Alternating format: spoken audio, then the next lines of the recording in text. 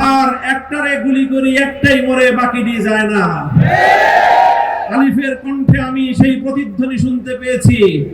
আমি সেদিন জাতীয় চক্ষু বিজ্ঞান ইনস্টিটিউটে আলিফকে দেখতে গিয়েছিলাম, তাকে সান্ত্বনা দিতে, সাহস জোগানোর জন্য গিয়েছিলাম। আমি সেখান থেকে নতুন করে তার কাছ থেকে সাহসের সঞ্চার করে আমি ফিরে এসেছি। ঠিক সেই কথা মনে পড়েছে 24 জুলাই বিপ্লবে যখন বলা হয়েছিল স্যার একটারে গুলি করি একটাই মরে বাকিটি যায় না। আলিফের কণ্ঠে আমি সেই প্রতিধ্বনি শুনতে পেয়েছি।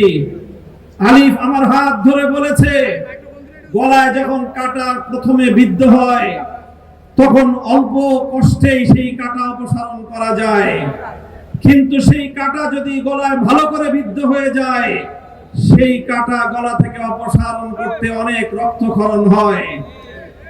বিগত ফ্যাসিবাদ 15 বছরের স্বৈরাচারী জালিম শেখ হাসিনার ফ্যাসিবাদী শক্তি বাংলাদেশের মানুষের গলায় ভালো করে বিদ্ধ হয়ে গিয়েছিল।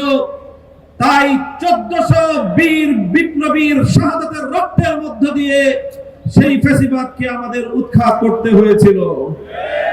আবার নতুন করে যেই ফ্যাসিবাদ জেগে বসার চেষ্টা করছে, যদি আমরা শুরুতেই তাকে সঠিকভাবে ফ্যাসিবাদের পথ থেকে সরিয়ে আনতে না পারি, তাহলে 1400 দ্বিগুণে 2800 মানুষের রক্তের মাধ্যমে আমাদের এই ফ্যাসিবাদ মুক্ত করতে হবে।